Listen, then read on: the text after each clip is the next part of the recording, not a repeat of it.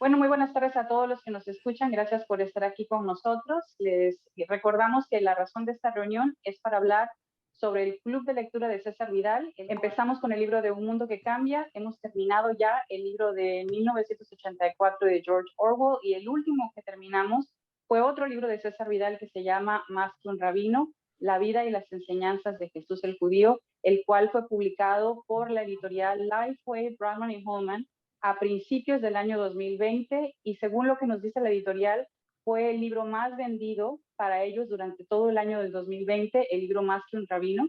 Entonces, más de 200 Buenas tardes, personas soy el pastor terminaron Alberto de Mayagoitia. leer Nació y en Buen día, comentar mi sobre el nombre es libro. Se Katia, reunieron soy de durante Durango. 4 a 6 semanas, Gracias, personas de muchísimas diferentes partes del gracias. Quiero mundo decir y que nunca pudieron nos estudiar importa juntos Hola, el si libro de gracias eres Más por que un estar rabino cristiano, y aquí. ahora judío, está Buen con día a nosotros evangélico, todos. pues el religioso, autor, Consejo. César Vidal, para que nos dé el comentario sobre el libro. Bienvenido, César. Te dejo entonces el micrófono.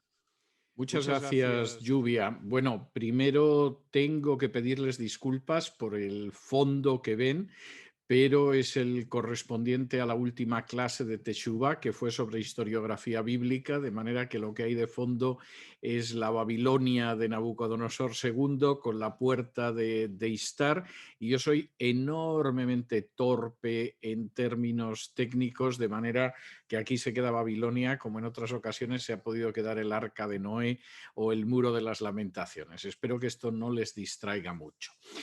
Podría hablar de Más que un rabino durante mucho tiempo, porque es un libro muy elaborado y en realidad es un libro que se ha venido gestando a lo largo de los años. No es uno de esos libros que de pronto dices, bueno, pues esto es lo que voy a escribir este año o el año que viene, sino que es algo que viene muy de lejos. A decir verdad, yo vengo trabajando con lo que sería la historia del cristianismo primitivo y con la historia del trasfondo de los evangelios también desde hace más de 30 años, trabajando en un sentido profesional, historiográfico y científico. De hecho, a inicios de los años 90 es cuando empiezan a aparecer algunos de mis libros que hablan de ese contexto, es cuando aparece mi libro del primer evangelio, es cuando aparece todavía en los 90 mi libro de los esenios y los rollos del Mar Muerto y alguno de los libros que he escrito sobre Qumran y los rollos del Mar Muerto.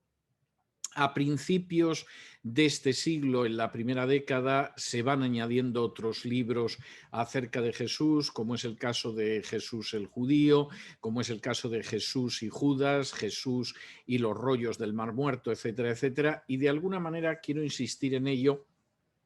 Ese estudio histórico de Jesús para intentar comprender mejor su vida y sus enseñanzas ha sido una de mis áreas de trabajo más dedicadas, más elaboradas, más insistentes durante más de 30 años, durante más de los últimos 30 años. ¿Por qué Más que un rabino? Bueno, Más que un rabino, en buena medida, no solamente es la quinta esencia de bastantes de los libros que yo haya podido escribir a lo largo de los últimos 30 años, sino también es una obra de síntesis y una obra en la que además yo he añadido muchísimos datos que no aparecían pues, en el diccionario de Jesús y los Evangelios, en el primer Evangelio o en Jesús y Judas, por poner un ejemplo. Es un libro muchísimo más completo que aborda la biografía de Jesús, en el mismo sentido que hubiera podido escribir una biografía de Alejandro Magno o de Napoleón y que además se detiene muy claramente también en la enseñanza de Jesús. Más que un rabino tiene un antecedente que yo casi considero que es una especie de ensayo de Más que un rabino, que es Jesús el Judío, pero Jesús el Judío es un libro aproximadamente un 40% más corto que Más que un rabino y no incluye muchísimo material que para mí es de enorme relevancia en Más que un rabino. ¿Qué pretende Más que un rabino? Y ustedes que lo han leído, aliento la esperanza de que hayan podido captar algunos de esos elementos. En primer lugar, Más que un rabino pretende trazar una vida de Jesús, porque como sucede con un libro posterior, con Apóstol para las Naciones, que es una biografía de Pablo, realmente uno comprende la enseñanza de determinados personajes cuando entiende en qué momento de la vida se ha dado y en qué contexto se ha dado. Cualquier persona que lea Más que un rabino, en un momento determinado puede entender determinadas palabras de Jesús porque se producen en una fiesta concreta, en una situación concreta, en un contexto concreto, y eso ilumina muchísimo la enseñanza de Jesús en ese sentido. Esa era una de las primeras metas, poder trazar la vida de Jesús de manera que la gente, pues hombre, no le vea yendo de un lado para otro y de pronto al final dice que baja a Jerusalén, sino que pueda ver la enorme coherencia del ministerio de Jesús y cómo eso además proporciona el trasfondo, el background de la enseñanza y de las acciones de Jesús. Esa es una de las primeras metas de Más que un rabino. En segundo lugar, Más que un rabino pretende aproximarlos a la realidad del contexto judío de Jesús. Hay multitud de expresiones que se pierden cuando pasan de una lengua a otra y el Nuevo Testamento o el Antiguo Testamento no es en absoluto una excepción.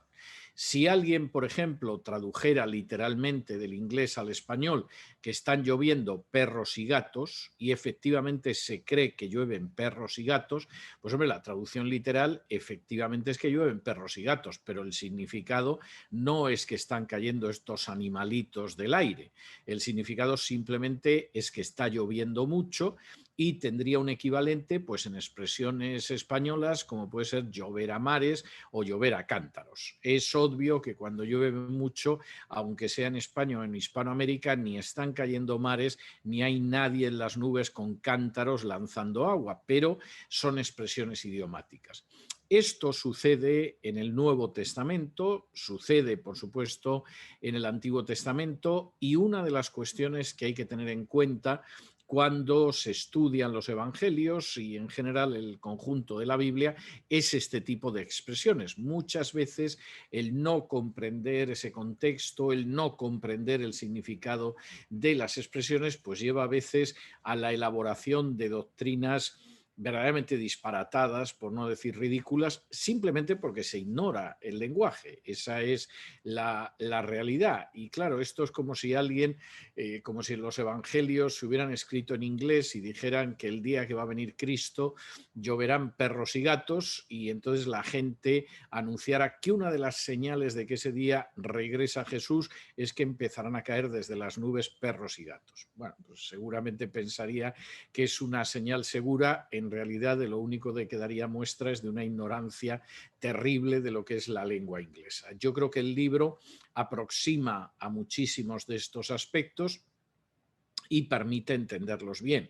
Los ejemplos que aparecen en el libro son muy numerosos, pero pensemos, por ejemplo, en ese pasaje en el que se nos relata cómo Nicodemo fue de noche a ver a Jesús, porque era un seguidor secreto, porque no quería que se supiera que seguía a Jesús y, sin embargo, deseaba que Jesús le aclarara cuestiones de carácter espiritual, y Jesús le dice que tienes que nacer de nuevo y tienes que nacer del agua y del espíritu, y Nicodemo no sabe de lo que le está hablando, no entiende lo que le dice a Jesús.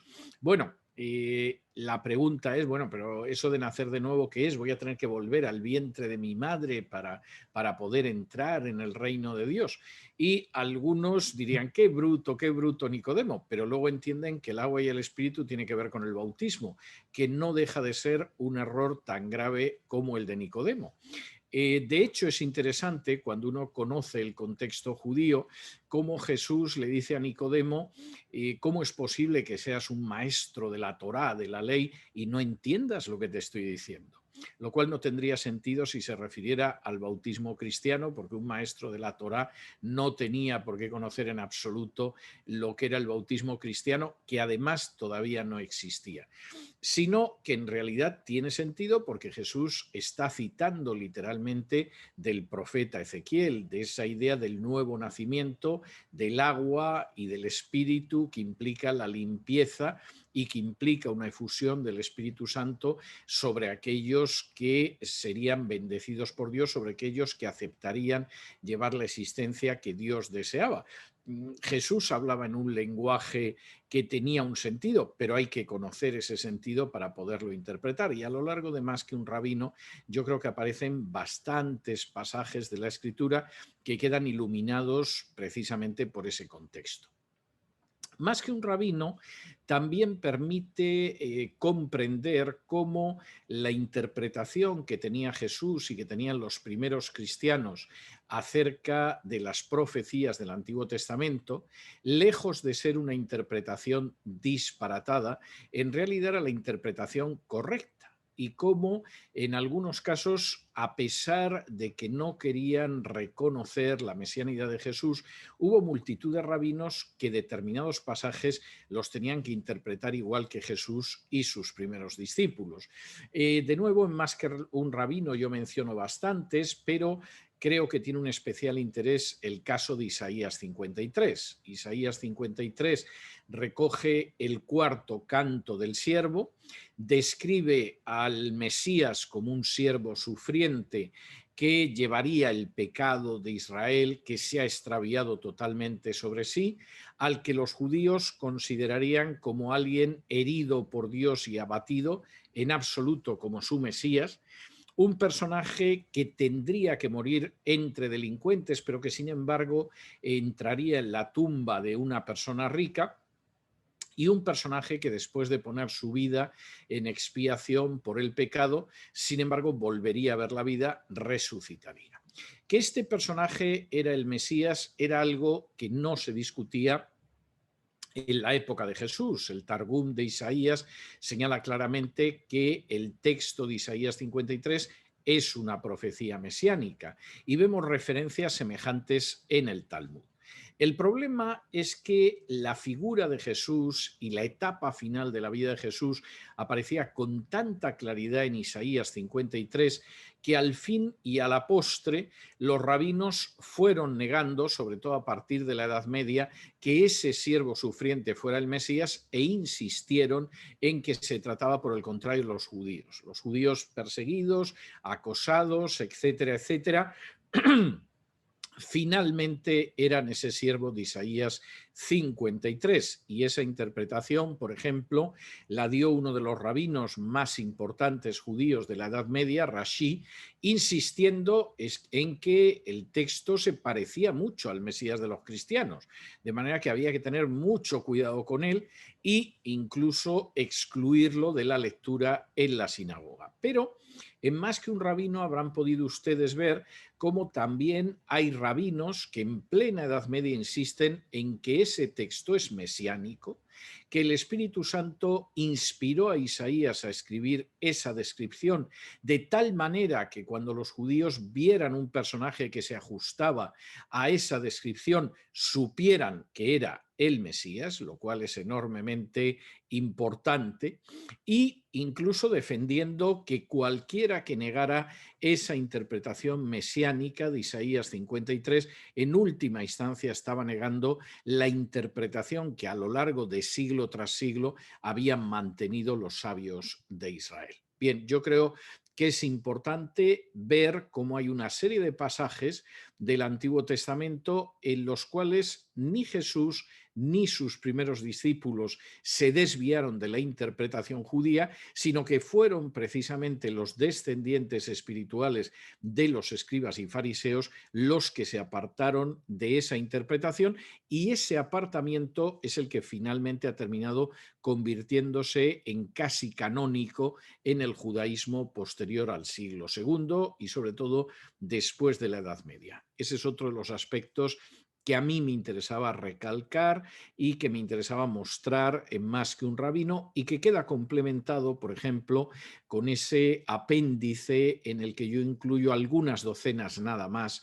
Recoger todas las profecías mesiánicas daría lugar a un libro completo, pero ahí aparecen algunas de esas profecías que efectivamente muestran cómo se han cumplido en Jesús, desafiando cualquier tipo de posibilidad de casualidad o cualquier cálculo de probabilidades.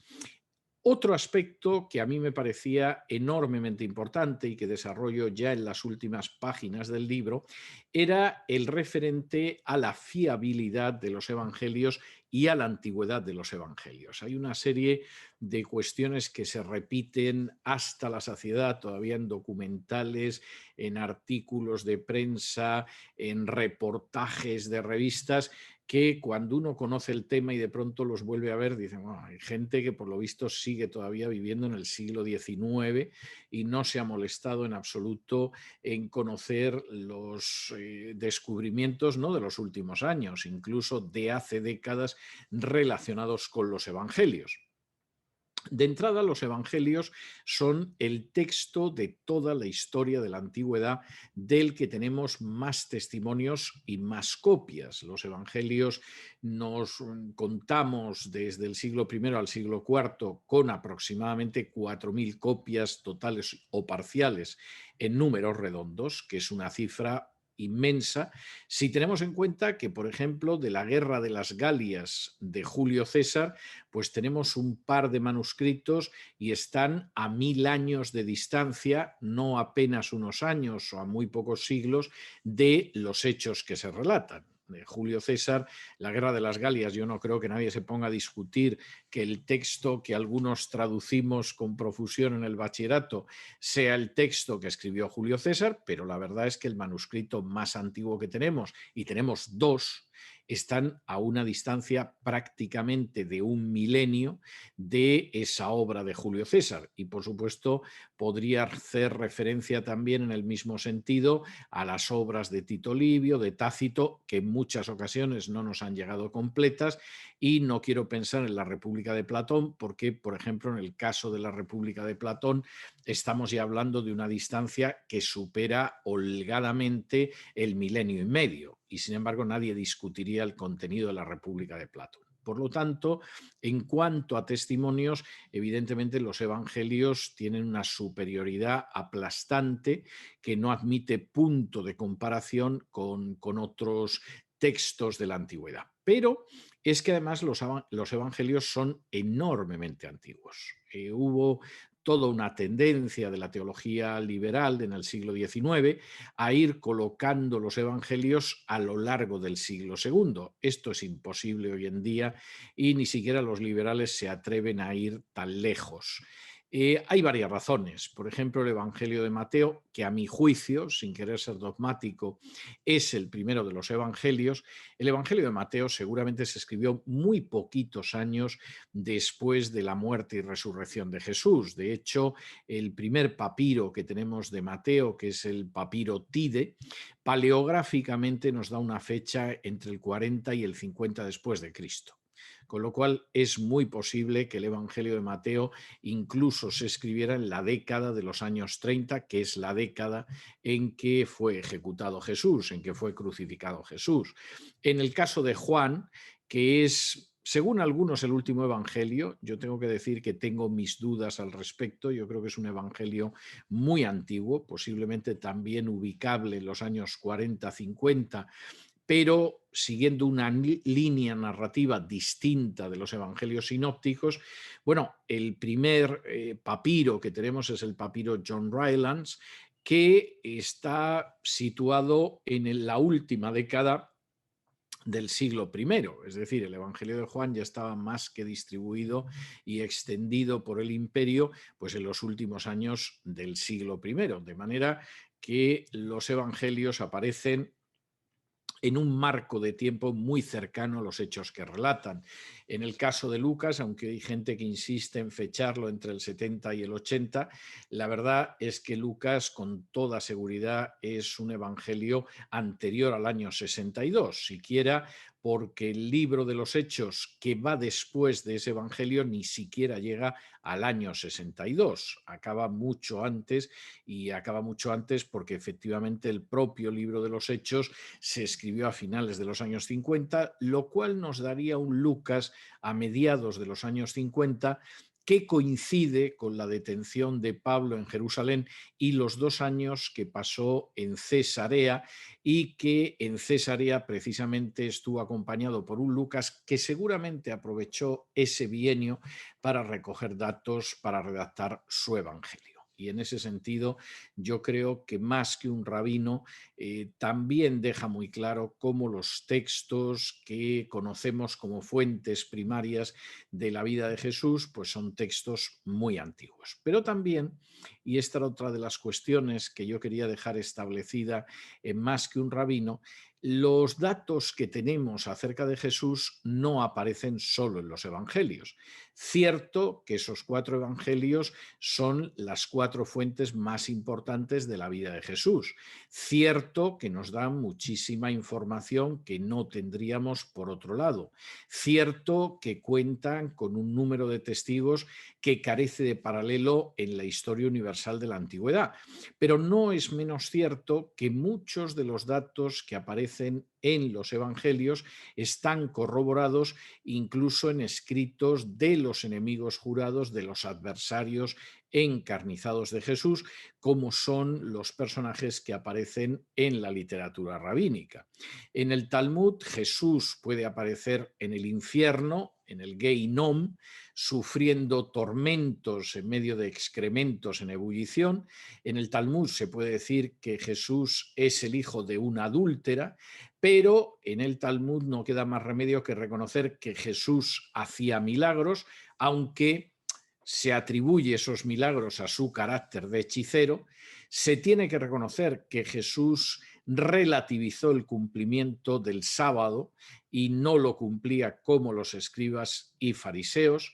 Se tiene que reconocer que anunció que vendría otra vez. Se tiene que reconocer que tenía una conciencia de deidad y de mesianidad que expresó vez tras vez.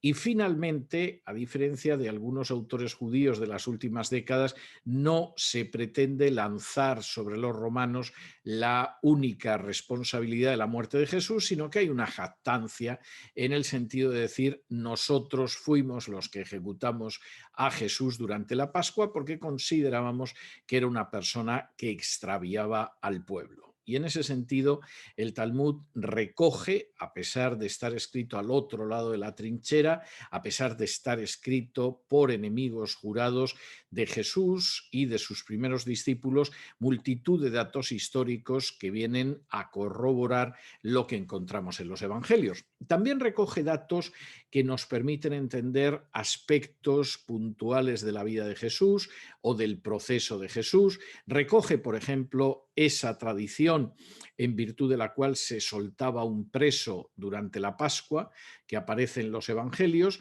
Recoge también esa tradición de cómo el velo del templo se rasgó justo 40 años antes de la destrucción del templo, es decir, en el año 30, es decir, el año en el que Jesús fue crucificado. Y yo creo que más que un rabino, todo este tipo de referencias de la historia clásica, por supuesto de Flavio Josefo, en una medida bastante amplia de la literatura rabínica, aparece recogida. Finalmente, hay otro elemento que a mí me parece importante más que un rabino y que yo tuve muy claro desde el principio, y es el elemento de poder transmitir la noticia de inmediatez, de instancia para decidirse, de rapidez de respuesta que aparece en el caso de los evangelios. Suele haber una visión de los evangelios como algo muy lejano. Tiene una cierta lógica en términos cronológicos. Claro, estamos hablando de casi 2000 años, pero en los evangelios hay una sensación tremenda de que hay que decidirse y hay que decidirse ya. Mis alumnos de Teshuvá, que hace 2 meses asistieron a las clases de Evangelios 1 y del Evangelio de Mateo, recordarán sin duda cómo yo hacía hincapié en esa manera en que Jesús está hablando de que hay que decidirse y hay que decidirse ya. El tiempo no dura eternamente, no tienes toda la vida para pensar qué vas a hacer, etcétera, etcétera, etcétera.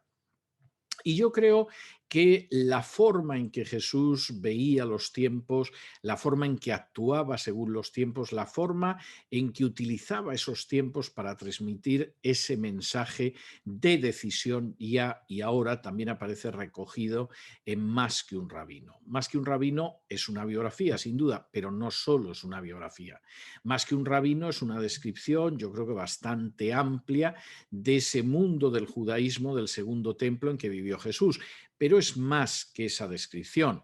Más que un rabino, por supuesto, repasa las enseñanzas de Jesús, se detiene en géneros literarios como los meshalim o parábolas, de una manera que se comprendan también con el trasfondo judío, pero va mucho más allá de un análisis de los géneros literarios. Más que un rabino, en última instancia, es un libro que recuerda a la gente, después de haberle dado multitud de elementos de juicio, que las pretensiones de Jesús eran las de ser el Mesías y el Hijo de Dios. Y como dice muy claramente la conclusión del Evangelio de Juan, esto os lo manifestamos para que aquellos que lo crean tengan ya ahora, desde este momento, vida en su nombre. Yo creo que en ese sentido, aparte de los aspectos que podríamos denominar académicos, científicos, historiográficos, que aparecen en Más que un rabino y que además están muy desarrollados. Cualquiera que vaya a ciertos capítulos y vea el elenco de notas a pie de página se dará cuenta de que el soporte documental del libro es un soporte muy sólido, muy extenso y muy nutrido. Sin embargo, el libro va más allá. Y efectivamente el libro pretende ser de nuevo un instar a la gente, un invitar a la gente, un llamar a la gente a que tenga un encuentro no solo intelectual, histórico, filosófico con Jesús, sino un encuentro vital y personal con él. Esto es un resumen aproximadamente de lo que yo pretendía con Más que un rabino. No sé si vamos a tener un tiempo de preguntas por cuestiones que les hayan podido surgir en la lectura y en cualquiera de los casos quedo a su servicio. Muchas gracias por darnos esta oportunidad. Para todos los que leyeron el libro, les invitamos a que, bueno, que vean esta reseña, pero también a los que estuvieron en el club de lectura, sé que les va a gustar mucho que tú hayas podido dar esta reseña un año después, casi 2 años después de que has escrito el libro. Y si no se han inscrito al club de lectura, les animo a que lo hagan. El enlace está aquí mismo en el video. Sé, César, que nos van a preguntar más sobre Teshuvah. Creo que estás abriendo un nuevo curso. Así que si quieres dar información sobre eso también, y Bueno, también vamos a poner el enlace. terminamos el último curso la semana pasada, pero tenemos un curso más a inicios de mayo. Todos los meses, a inicios de mes, hay un nuevo curso y la gente que se ha matriculado de Teshuvah o no pudo matricularse, se puede matricular de los cursos pasados. Es decir, esos cursos están grabados, los pueden hacer en cualquier momento que lo deseen y, por supuesto, pueden continuar con ello. De momento, nosotros hemos tenido ocasión de dar 7 cursos hasta ahora. El último fue un curso de historiografía bíblica. El anterior, el sexto, había sido sobre Evangelio 1 y concretamente el Evangelio de Mateo.